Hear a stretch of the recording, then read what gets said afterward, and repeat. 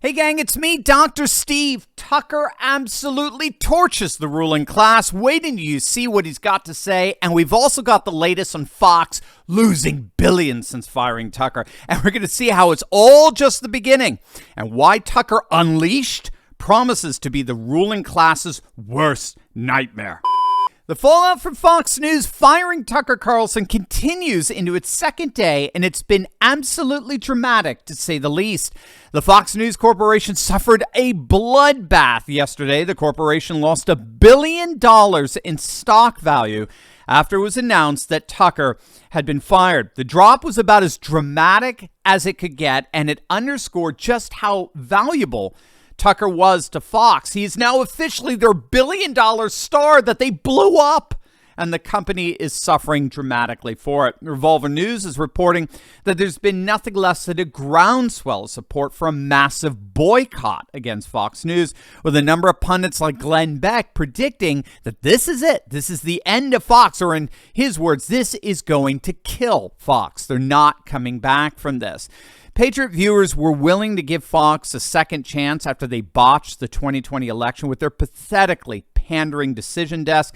If you remember, the ratings for Fox plummeted after their election night fiasco when they called Arizona for Biden literally seconds after the polls closed. Forbes reported that Fox News, for the first time in 2 decades, let that hit you, for the first time in 2 decades, Fox viewership fell behind CNN and MSNBC, and we're talking far behind. Over the first 2 weeks of 2021, Fox averaged nearly 800,000 fewer total daytime viewers than MSNBC and around 1 million fewer than CNN. And to add insult to injury, every day for weeks after that, Fox trailed both MSNBC and CNN in the crucial 25 to 54-year-old viewer demographic, so coveted by advertisers. Things were so bad at Fox News that, according to Adweek, they finished last in every single time slot during the week ending on January 9th of that year. But with Tucker at the helm, as well as getting rid of the obnoxious, odious Chris Wallace and Donna Brazile and others, Fox was able to win back the trust of millions of patriots who turned in every night to Tucker's brilliant monologues, where he night after night stood up against the establishment narrative in Ukraine. He repeatedly denounced the deep state and the corruption in the CIA and FBI. He defended people like Julian Assange and the J6 defendants. He torched the rise of anarcho-tyranny in our cities, where you'll get a $100 parking ticket for running out your meter by 10 seconds, while the homeless guy next to you can take a crap on the sidewalk in front of a police officer and nothing happens to him. That's anarcho-tyranny, where law-abiding citizens are continually harassed and punished by their lawless government. He repeatedly stood up against lockdowns, the religion of Fauciism. Every single night, Tucker never failed to deliver. But it does appear that that faithfulness is what got him in trouble with the Fox News oligarch himself, Rupert Murdoch. The latest in terms of why he was fired is coming from the LA Times. According to the Times, Carlson was pushed out by Fox News owner Rupert Murdoch, who was apparently concerned over Carlson's coverage of January 6th after his blockbuster investigation into the events of that day earlier this year. Murdoch apparently was nervous that Fox would see lawsuits coming from the coverage, especially after Ray Epps appeared on 60 Minutes last Sunday, whining about Tucker ruining his life, regardless of why Tucker left. He did record a podcast recently where he absolutely torched the ruling class in a way that implicated even Rupert Murdoch and Fox News. And many are speculating that that podcast may have had something to do with his ouster. Well, we're going to see it for ourselves, and you can tell me what you think. But first, gang, with all of the insanity that's going on around us, it's more important now than ever to return to the timeless value of gold and silver. And that's where our good friends over at Goldco come in. Click on that link below and learn the 3 simple steps that you could take right now to protect your savings with gold and silver. In fact, Goldco are patriots just like us, and they're offering up to $10,000 in free silver while supply lasts. So don't wait. Click on that link below or visit my special website, turleytalkslikesgold.com. Tucker was recently on the Nelk Boys podcast, where he gave one of his most profound monologues yet. Like, I've spent my whole life in the media. My dad was in the media. Like, that is a big part of the revelation that's changed my life, is the media are part of the control apparatus. Like, there's no, yeah, I know, because you're younger and smarter and you're like, yeah. But what if you're me and you spent your whole life in that world, and to look around and all of a sudden you're like, oh, wow. Not only are they part of the problem, but I spent most of my life being part of the problem, defending the Iraq War. Like, I actually did that. Can you imagine if you did that? Well, what do you think? What is one of your biggest regrets in your career? Oh, defending the Iraq War. That is it? Well, I've had a million regrets, not being more skeptical, calling people names when I should have listened to what they were saying. Look, when someone makes a claim, there's only one question that's important at the very beginning, which is the claim true or not? So I say, you committed murder, or you rigged the last election.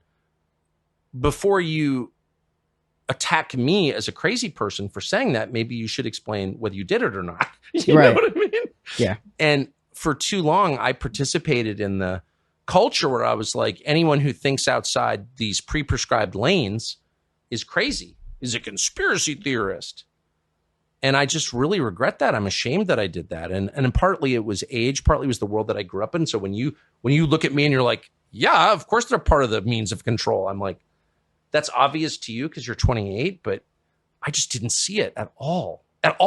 And I'm ashamed of that. Isn't that what the media tries to do, though? It's their only purpose. Right. They're not here to inform you. Really? Even on the big things that really matter, like the economy and war and COVID and like things that really matter that will affect you. No, their job is not to inform you. They are working for the small group of people who actually run the world. They're their servants. They're their Praetorian Guard. And we should treat them with maximum contempt because they have earned it. Now, what you just heard there in under just 2 minutes was perhaps the best summation of where we are today as a nation.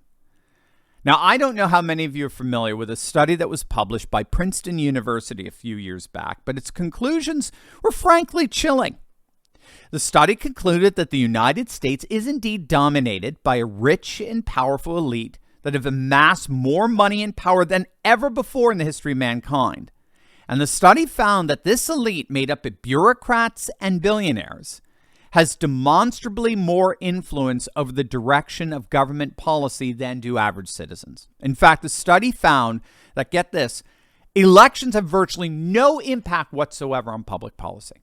Public policy is almost entirely shaped by the corporate interests of the wealthy few. It was very interesting because what these professors at Princeton did is they reviewed answers to survey questions over the course of 20 years, from 1981 to 2002. And these were survey questions on public policy issues. And then they broke the answers down by income level and then determined how often those varying income levels saw their policy preferences enacted.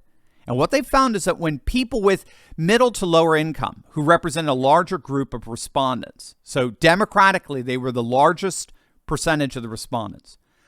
But when a majority of average citizens disagreed with economic elites, those with super high income, on any policy issues, they almost always lost. The study confirmed that economic elites virtually always get their way. And it could go either way. If a large majority of Americans favor a policy change, but the elites oppose it, then generally speaking, the majority doesn't get that policy. And if the majority opposes it, but the elite want it, the elite almost always get it. And so this study concluded bluntly that we are not a democracy. We're an oligarchy. We're ruled by a bureaucratic and billionaire elite for whom the legacy media serves as the Praetorian Guard, as Tucker put it.